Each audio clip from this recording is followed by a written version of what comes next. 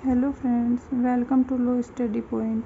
आज हम देखेंगे इस क्लास में कि अपराध क्या है और इसके विभिन्न तत्वों पर प्रकाश डालिए। ये क्वेश्चन है, ये आरजीएस में या फिर कोई भी स्टेट की जुडिशरी हो, इसमें बहुत बार पूछा गया है ये क्वेश्चन। तो देखिए, आज हम जानेंगे। देखिए, पहले हम लिखेंगे सामान्य, मतलब हम जब कोई भी क्वेश्चन स्टार्ट करते हैं तो पहले उसके बारे में बताएंगे कि क्वेश्चन क्या बता रहा है और हम क्या उसके बारे में बता रहे हैं।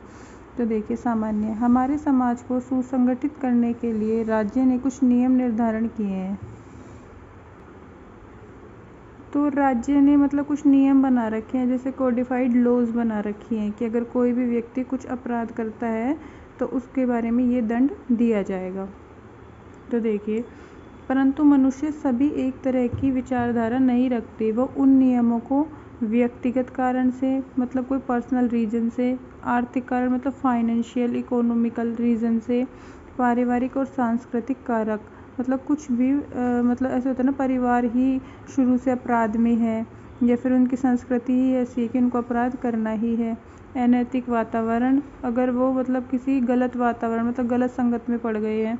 शारीरिक विकार, मतलब शारीरिक विकार क्या होता है कि किसी का मतलब पाँव टूटा हुआ है, हम उसको गलत तरीके से बुलाते हैं, तो वो क्या होगा, हिंसा जागृत होगी और वो क्या करेगा, मारेगा, पीटेगा या खुद को कुछ नुकसान पहुंचाएगा, तो वो क्या हुआ, शारीरिक विकार से अपराध करेगा।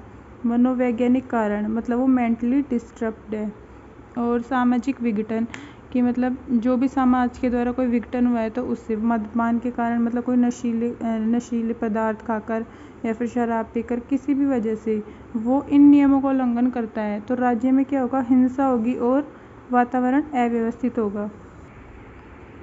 अब देखिए, जिससे राज्य उस व्यक्ति या व्यक्ति के समूह को दंड देता है। मतलब जरूरी नहीं है ना कि एक ही व्यक्ति ने अपराध किया हो, व्यक्तियों के समूह ने भी किया हो, क्योंकि आईपीसी की धारा 34 में बताया भी गया है कि आशय कोई भी काम करने का आशय समूह द्वारा भी किया जा सकता है।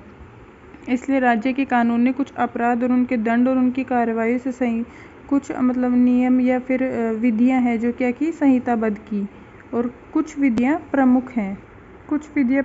तो देखिए, वो बच्चों के लिए और प्रत्येक मानव के शरीर व संपत्ति के लिए। वैसे तो महिलाओं के लिए अलग है और किसी भी जाति के लिए भी अलग, सबके लिए बनाई गई है, पर हम दो ही तरीके से देखेंगे यहाँ पे। बच्चों के लिए क्या है, जे एक्ट और पॉक्सो एक्ट, और जो प्रत्येक मानव व शरीर व संपत्ति के लिए बनाई गई है वो IPC, CrPC, TP act, evidence act, CPC, domestic violence. ठीक है, तो इस प्रकार हम ये दोनों देखें।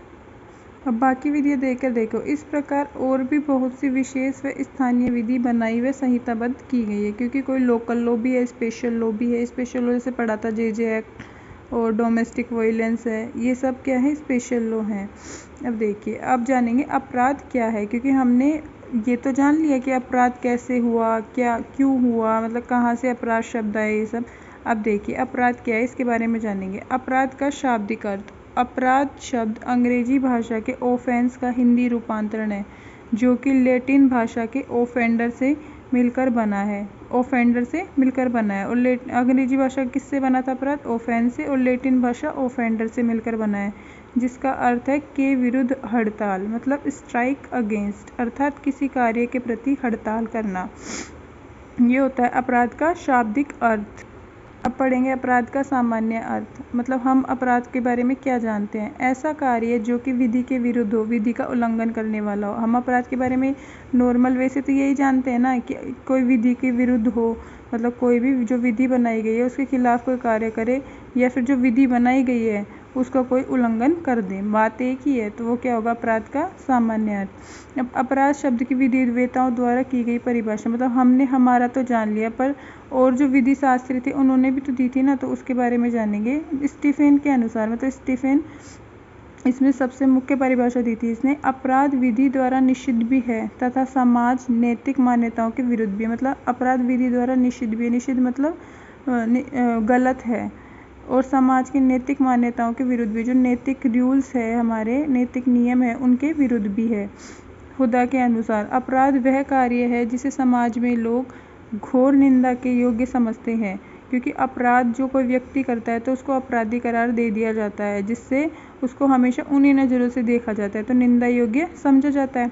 फिर आता है कैनी के अनुसार अपराध ऐसे दोष हैं जिसमें अनुशास्त्रीय दंडात्मक है, मतलब अपराध करेगा तो उसमें क्या होगा, दंडात्मक नहीं आता कि 7 साल की सज़ा और जुर्माना, तो ये क्या है उसी के बारे में बता रहा है कि प्रतिकर भी देगा, अनुशास्त्री भी देगा। अब अपराध शब्द भारतीय दंड संहिता में अपराध की परिभाषा तो जो भारतीय दंड संहिता में दी गई है वो है धारा 40 के अनुसार। इस धारा के अनुच्छेद 2 या 3 में वर्णित अध्यायों और धाराओं के सिवाय शब्द इस संहिता द्वारा दंडित की गई बात का घोतक है। और दंड प्रक्रिया संहिता में दी गई है 2 डै में, मतलब 2 एन में दी गई है। और ये परिभाषा दी गई है कि कोई भी कार्य लोप होता है तो उसमें दंडनीय उसमें जो भी विधि होगी उसके द्वारा उसको दंडनीय बना दिया जाएगा। और एक पशु अत्याचार अधिनियम 1871 की धारा 20 के अधीन परिवाद किया जा सकता है। ये अपराध की परिभाषा बताई गई, पर ये पूर्ण नहीं है, पर ये विधि में यही बताई गई है, तो हमें ये ऐसे लिखनी पड़ेगी। अब अपराध से संबंधित मामले तो बहुत है, पर हम कुछ ही मामलों के बारे में देखें या जानेंगे। एक है मुल्कही बनाम आर 1868 का है कि आईपीसी का जो सेक्शन है 120 के में आपराधिक षड्यंत्र मानकर अपराधी को दंडित किया। मतलब आपराधिक षड्यंत्र क्या होता है कि अपराध का कोई पहले से ही कि हमें ये अपराध करना है, आज हमें यहाँ पे चोरी करनी है, तो वो पहले से षड्यंत्र बनाया गया है। आर वर्सेस गोविंदा में इस वाद में अभियुक्त आपराधिक मानव वध के लिए दोषी था, मतलब हत्या का नहीं था, इसमें था मानव वध के लिए दोषी था कि उसने अपनी पत्नी को मारा, तो उसकी पत्नी की मौत सिर से ज़्यादा खून बहने के कारण हो गई थी। तो इसमें क्या हुआ, वो मारना तो नहीं चाह रहा था उसको, मतलब हत्या नहीं थी, ये मानव वध था। राम प्रसाद वर्सेस मध्य प्रदेश राज्य, इस वाद में अभियुक्त क्या था, हत्या का दोषी था। और प्रिया पटेल वर्सेस मध्य प्रदेश राज्य, इसमें सामूहिक बलात्कार से संबंधित दोषी अपराधी को सजा करार दी गई थी।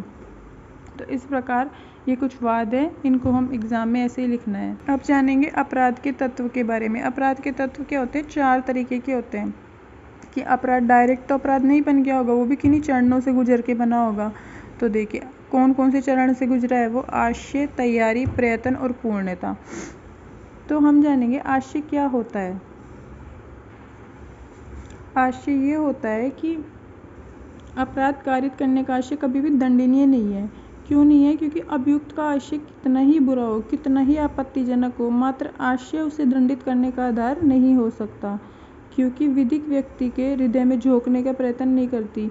क्योंकि इसमें क्या होता है कि हम मन से बोल देते हैं कि हम उसको मारेंगे, वो बहुत बुरा है, उसको मर जाना चाहिए, तो ये कोई आशय है हमारा, पर वो हमने उसके लिए कुछ बिगाड़ा नहीं है, हम सिर्फ अपने मन में ही रख रहे हैं वो सब बातें। तो क्या हो गया, आशय कभी भी दंडात्मक नहीं होता।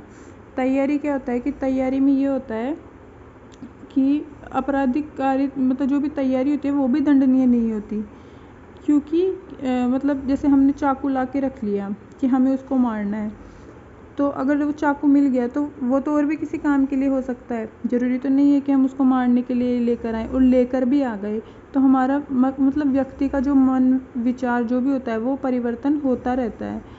तो ये है कि कोई भी साधन हो तो उससे तैयारी का कोई साधन हो कि उसको अपराध करना है तो उसको दंडित नहीं बनाता, परंतु कुछ अपवाद हैं उसके। तैयारी भी दंडित होती है। कौन कौन से, भारत सरकार के विरुद्ध युद्ध करने का आशय कि हमने तैयारी कर रखी है, भारत सरकार के विरुद्ध युद्ध करेंगे, चाहे बाद में मन बदल जाए पर वो दंडित होगा।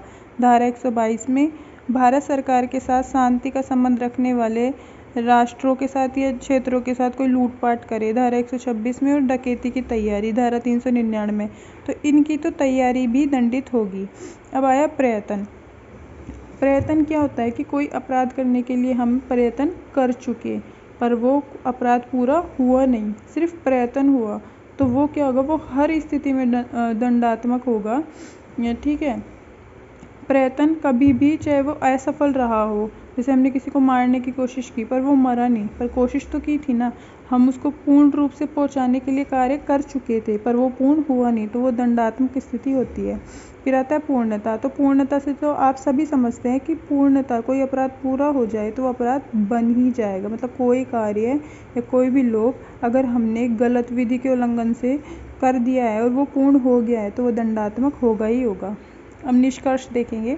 उपरोक्त स्थिति को समझकर यही स्थिति पे पहुँचते हैं हम कि अपराध समाज में हिंसा का रूप है तथा उसका दंड निश्चित है, क्योंकि चाहे वो कम हो चाहे ज़्यादा, मतलब दीर्घ हो वह अल्प हो सकता है, परंतु अपराध के चरणों से गुजर कर ही एक व्यक्ति अपराधी बनता है। तो ये इसका निष्कर्ष हो गया। तो ऐसे हम समझेंगे कि अपराध क्या है और उनके तत्व क्या हैं। वीडियो के अंत तक बने रहने के लिए धन्यवाद।